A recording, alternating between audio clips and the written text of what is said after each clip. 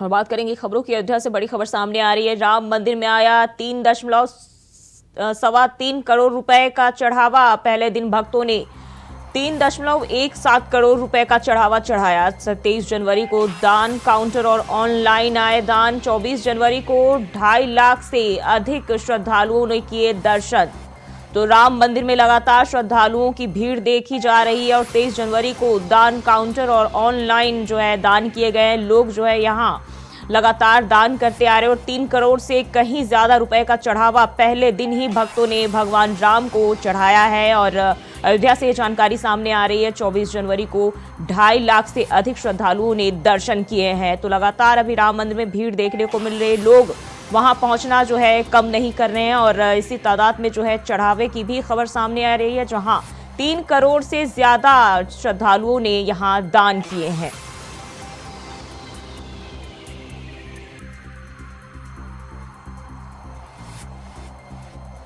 तो पहले दिन भक्तों ने 3 करोड़ से ज्यादा रुपए का चढ़ावा चढ़ाया है भगवान श्री राम को। और अयोध्या से ये खबर सामने आ रही है। राम मंदिर में लगातार जो है चढ़ावा देखने को मिल रहा है और भीड़ जो है बढ़ती ही जा रही है।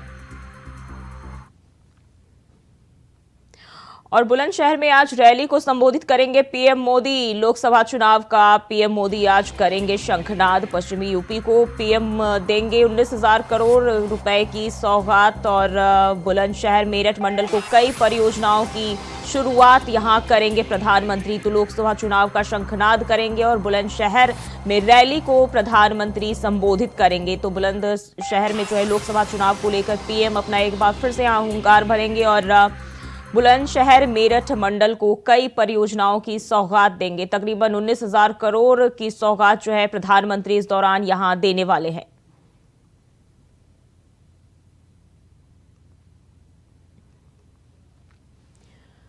और इसी खबर पर ज्यादा जानकारी के साथ वरुण शर्मा बुलंदशहर से जुड़ गए हैं। वरुण, कितने बजे से प्रधानमंत्री नरेंद्र मोदी वहां पहुंचेंगे और क्या कुछ कार्यक्रम रहने वाला है?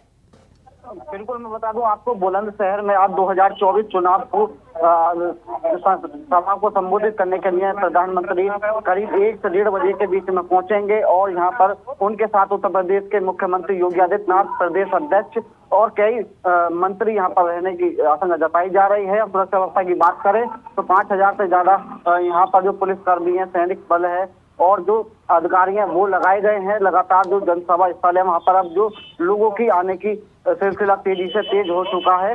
और हमारे पीछे कुछ लोग भी खड़े हैं जो अभी जनसभा स्थल पर ही आए हैं और ये जनसभा मोदी जी की जनसभा में जा रहे हैं।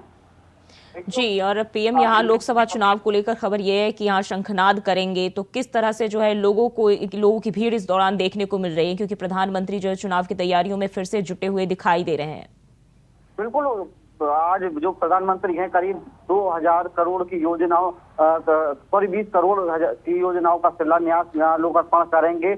और जो लोगों की बात करें तो मेरे पीछे लोग हैं, इनसे बात करेंगे। ये जनसभा में, रैली में शामिल होने के लिए आए हैं। क्या नाम है और कहाँ से आए हैं आप? मेरा नाम प्रियंक कौशिक, ग्राम प्रधान नेता संकोच। और हम सभी लोग अपने गांव से संख्या बल लेकर के वहाँ पहुंच रहे हैं। प्रधानमंत्री जी को सुनने का हमारा सौभाग्य है कि हमारे क्षेत्र में हमारे विश्व के लोकप्रिय नेता हमारे प्रधानमंत्री हमारे माननीय मुख्यमंत्री जी यहाँ पर आ रहे हैं। ये हमारे लिए बहुत सौभाग्य की बात है और हम सभी लोग एक दूसरे बीच में जा रहे हैं। आप भी सुनने के लिए आए हैं? मेरा नाम यशवंत भारती, ग्राम नौसाना से प्रधान हूँ। रैली में जा रहे हैं, हमें बड़ी खुशी हो रही है।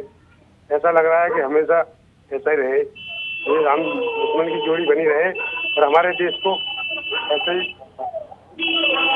कार्य करने को सौगात भी मिल रही है यहाँ बुलंदशहर को आज प्रधानमंत्री? हजारों करोड़ों की सौगात मिल रही है। नित्य नए नए विकसित विकासशील कार्य हो रहे हैं और लोगों में उत्साह है आज के दिन के लिए।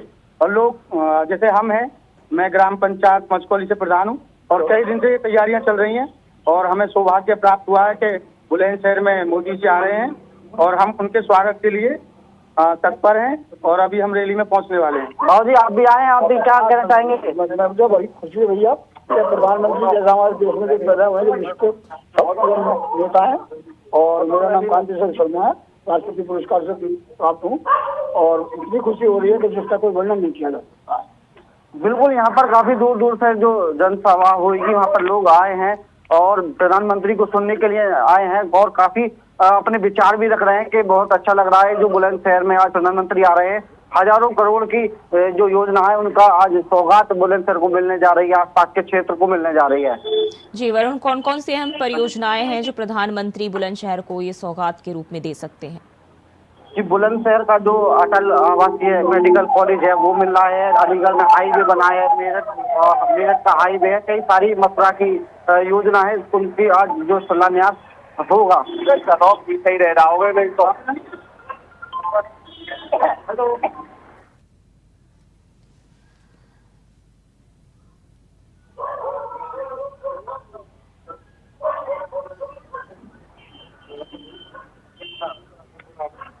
जी लगता है संपर्क टूट गया है और दोबारा जोड़ने की कोशिश करेंगे। 19,000 करोड़ की सौगात जो है प्रधानमंत्री इस दौरान देने वाले हैं। और एक बार फिर से वरुण हमारे साथ जुड़ गए। वरुण, लोगों में कैसा माहौल देखने को मिल रहा है, क्योंकि हाल ही में राम मंदिर का जो राम मंदिर को ओपन किया गया है और उनका पूजा जो राम मंदिर की प्राण प्रतिष्ठा है वो की गई है और इस दौरान प्रधानमंत्री मोदी को लेकर एक बार पूरे देश में फिर से जो लोगों में प्यार देखने को मिल रहा है, और अब बुलंदशहर की जनता के मन में क्या कुछ देखा जा रहा है, क्योंकि आज पीएम मोदी खुद वहां पहुंचेंगे। फिर बिल्कुल आपको बता दूं, जो राम मंदिर बना है उसकी लहर यहाँ पे भी दिख रही है। जो लोग यहाँ पर आ रहे हैं, एक तरफ बीजेपी का झंडा लग रहा है तो एक तरफ हनुमान जी का राम जी का झंडा लेकर भी जनसभा की ओर की तरफ लोग पहुंच रहे हैं और राम महिम में भी यहाँ पर लोग दिखाई दे रहे हैं, क्योंकि अभी राम मंदिर बनकर तैयार हुआ, प्राण प्रतिष्ठा हुई है, जिसको लेकर लोगों में काफी खुशी है। प्रधानमंत्री के साथ साथ और कौन कौन से नेता इस दौरान वहां शामिल हो सकते हैं? बिल्कुल, मैं बता दूं कि उत्तर प्रदेश के मुख्यमंत्री योगी आदित्यनाथ रहेंगे साथ में, और साथ ही प्रदेश अध्यक्ष और कई कैबिनेट मंत्री यहाँ पर जनसभा स्थल पर आज पहुंचेंगे। और तैयारियों को लेकर क्या कुछ व्यवस्था की गई है, किस तरीके से जो है इसकी तैयारियां की गई है? तैयारों की बात करें तो 5,000 से अधिक जो पुलिस सैनिक बल यहाँ लगाए गए हैं और लगातार जो कई अधिकारी हैं और आईजी, डीआईजी, कमिश्नर यहाँ डेरा डाले हुए हैं। तैयारी पूरी कर ली गई है और जनसभा स्थल पर भारी तादाद में जो पुलिस कर्मी लगाए गए हैं, साथ ही साथ जो लोग हैं वो आने चालू हो गए हैं। मेरे पीछे ये रोड चल रही है लगातार, यहाँ पर आपको दिखाना चाहूंगा कि जो बस हैं वो बराबर यहाँ से गुजर रही हैं जनसभा की ओर। गाड़ी, छोटी गाड़ी, बड़ी गाड़ियों से लोग पहुंच रहे हैं जनसभा स्थल पर। जी बहुत बहुत शुक्रिया आपका तमाम जानकारी के लिए। तो पीएम मोदी का बुलंदशहर दौरा है और इस दौरान जो है रैली को भी वो संबोधित करेंगे और तमाम तरह की तैयारियां भी की जा रही है। लोकसभा चुनाव के मद्देनजर ये उनका दौरा काफी अहम माना जा रहा है। और 2024 लोकसभा चुनाव का बिगुल बज गया है, जिसके साथ सभी पार्टियां सक्रिय हो गई। वह इंडिया वॉइस संवाददाता करुणेश पांडे ने बलिया के सांसद वीरेंद्र सिंह मत से खास बातचीत की। क्या कहा उन्होंने, चलिए आपको सुनाते हैं। इस समय हमारे साथ मौजूद है बलिया के बीजेपी सांसद वीरेंद्र सिंह मत, और उनसे मैं लोकसभा चुनाव पर कुछ जानना चाहूँगा। आइए मैं बात करता हूँ। सर, इंडिया वॉइस चैनल में आपका स्वागत है। सर, मैं ये पूछना चाहूँगा कि जो अभी लोकसभा चुनाव इसी 2024 में होना है और राहुल गांधी जो है भारत जोड़ो न्याय यात्रा निकाले, क्या इससे बीजेपी के पर कुछ चुनाव पर क्या असर पड़ सकता है या नहीं पड़ सकता? देखिए, जिनकी 5 पीढ़ियां भारत के साथ अन्याय की है, वो न्याय यात्रा निकाल रहे हैं, तो उनके अपने उन पीढ़ियों के बारे में सोचना चाहिए जिन लोगों ने देश का नेतृत्व किया है। इस देश का आदर्श और उत्तम राज्य व्यवस्था राम राज्य रहा है। राम राज्य की शासन व्यवस्था का संकल्प लेकर हमारे देश के प्रधानमंत्री ने जो कार्य शुरू किया है और जो कार्य मुकाम तक पहुंच रहे हैं, दुनिया उसकी चर्चा कर रही है। राहुल गांधी की न्याय यात्रा अपने 5 पीढ़ियों के भारत के साथ अन्याय के संबंध में विचार करने के लिए एक निर्देश देती है। क्या अभी जो प्रदूषण को लेकर के देखा जाए तो जो जनसंख्या से भी प्रदूषण पर असर पड़ा है, तो क्या जनसंख्या नियंत्रण पर भी कुछ कानून बनना चाहिए, नहीं बनना चाहिए? देखिए, जनसंख्या नियंत्रण हर चीज कानून से नहीं होते। मैं जो कहता हूँ और जो समझा, बहुत सी चीजें समाज को प्रेरित करके ही मुकाम तक पहुंचा जा सकता है। जैसे प्रधानमंत्री जी ने कहा, निवेदन किया मोदी जी ने कि 22 तारीख को जब मर्यादा पुरुषोत्तम राम के मंदिर की स्थापना हो रही थी, मूर्ति की स्थापना हो रही थी, तो उन्होंने निवेदन किया कि सब लोग उस दिन दिवाली मनाएं। तो दुनिया के सारे भारतीय विचार से सहमत लोगों ने दिवाली मनाया। तो एक ऐसा नेतृत्व जो समाज को संदेश दे सके जनसंख्या के समस्या से, यह भी एक बड़ा कारण है। तो सारे चीज कानून बनाने से ही संभव नहीं हो पाता है, इसलिए जनसंख्या नियंत्रण में कानून बनाने का काम कुछ लोग कहते हैं। हमारा ये मानना है कि समाज इसके लिए खुद तैयार हो जाए और इसके लिए नेतृत्व संदेश दे। भरोसेमंद नेतृत्व ही संदेश देगा तो समाज स्वीकार करेगा।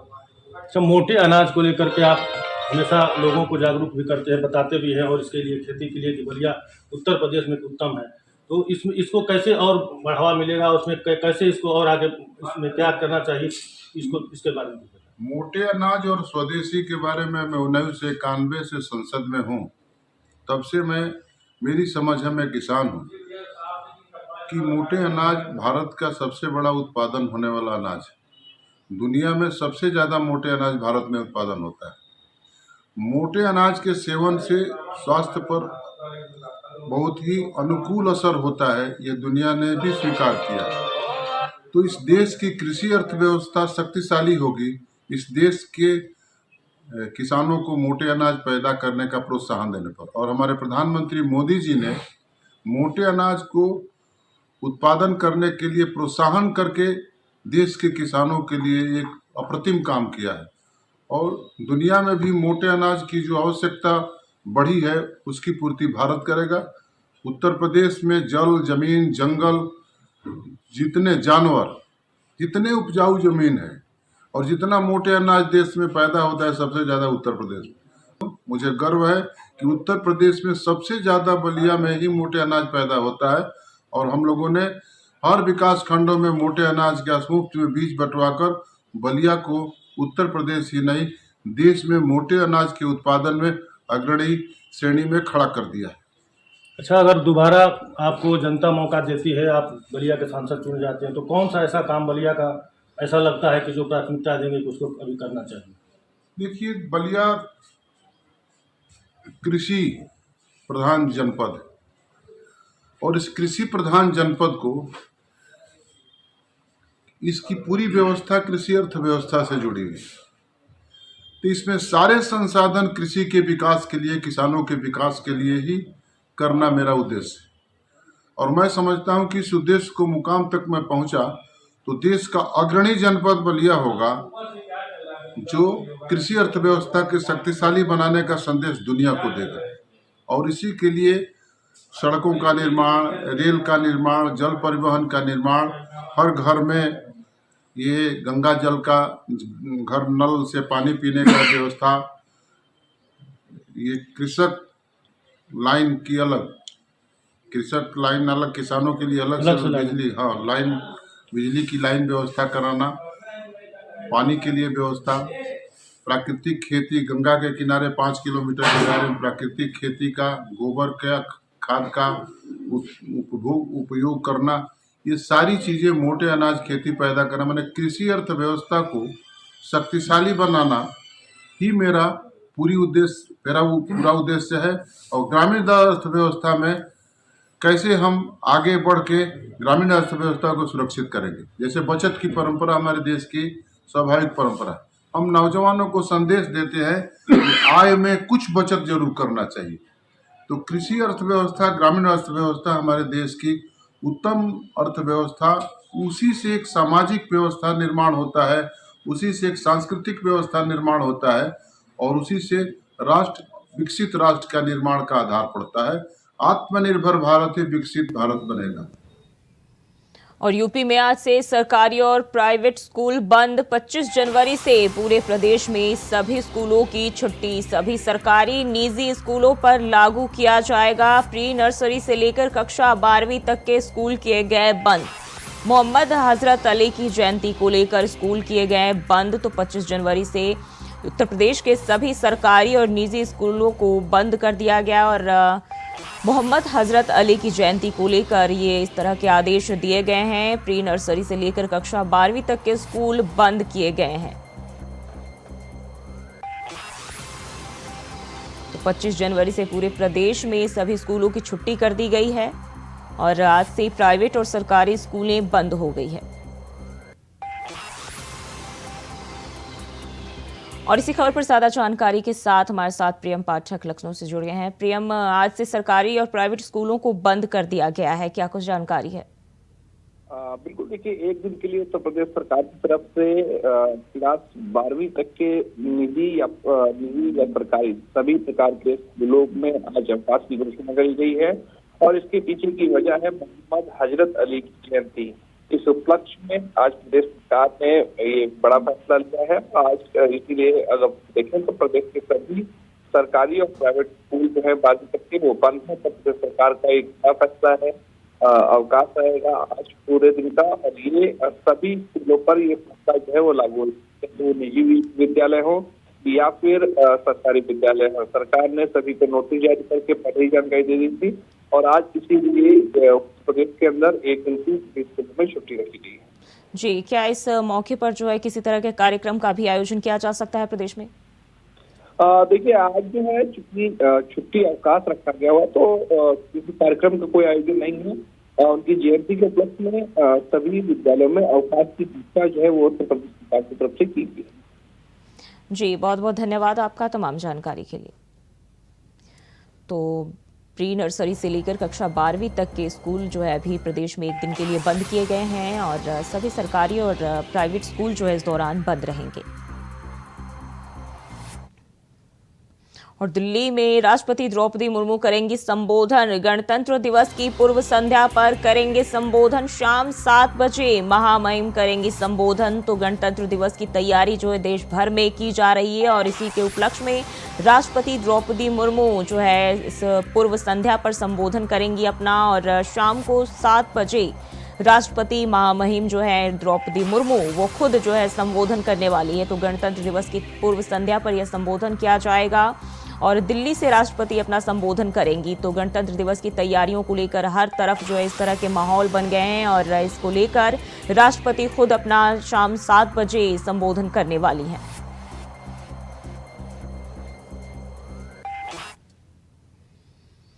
वहीं अपनी मांगों को लेकर रोडवेज कर्मचारी यूनियन ने एक बार फिर से हड़ताल शुरू कर दी है। बता दें कि रोडवेज कर्मचारी यूनियन ने पूरे हरियाणा में चक्का जाम कर दिया है, जिसके कारण यात्रियों को भी भारी परेशानी का सामना करना पड़ रहा है। यूनियन नेताओं की अगर माने तो सरकार ने उनसे जो वादे किए थे वो अभी तक पूरे नहीं हुए, जिसके चलते रोडवेज कर्मचारी यूनियन ने एक बार फिर हड़ताल जो है वो शुरू कर दी है।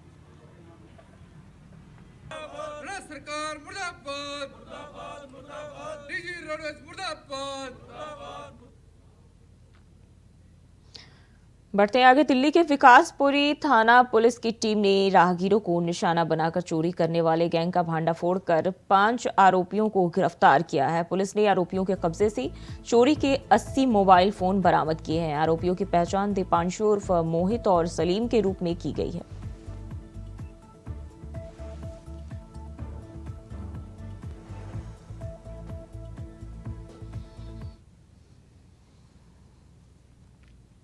वहीं खबर जालौन से है, जहां अखिल भारतीय विद्यार्थी परिषद के कार्यकर्ताओं ने छात्रों की मांगों को लेकर प्रदर्शन किया। बता दें कि मथुरा प्रसाद महाविद्यालय में फैली अव्यवस्थाओं को लेकर प्रदर्शन किया गया और सड़क जाम करके हंगामा भी इस दौरान किया गया। साथ ही कार्य में हो रही परेशानियों को लेकर महाविद्यालय प्रशासन के खिलाफ नारेबाजी की गई और जाम की सूचना मिलते ही मौके पर पुलिस की टीम पहुंची। साथ ही एसडीएम से भी छात्र नेताओं की तीखी नोकझोंक इस दौरान देखने को मिली। पूरा मामला कोंच कोतवाली क्षेत्र के मथुरा प्रसाद महाविद्यालय का बताया जा रहा है।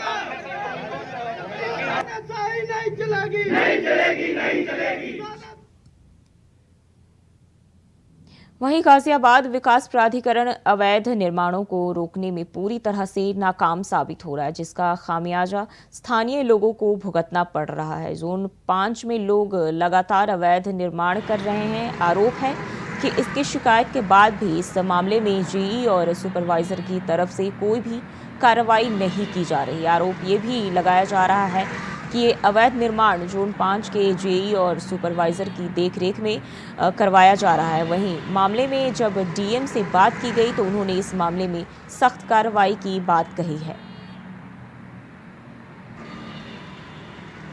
तो गाजियाबाद में अवैध निर्माण को लेकर जो है कार्रवाई नहीं की जा रही है और इसको लेकर जेई और सुपरवाइजर पर आरोप लगाए गए हैं।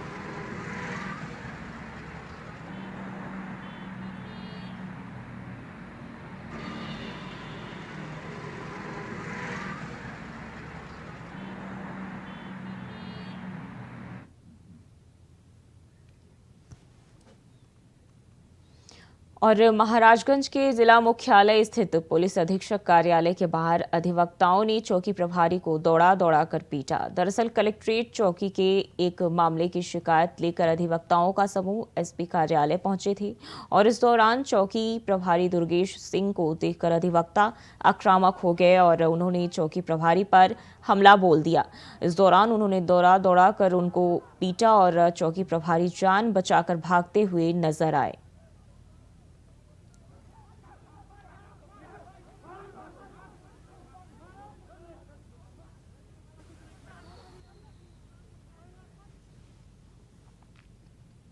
और फिलहाल के लिए बुलेटिन में बस इतना ही। खबरों के लिए बने रहे इंडिया वॉइस के साथ।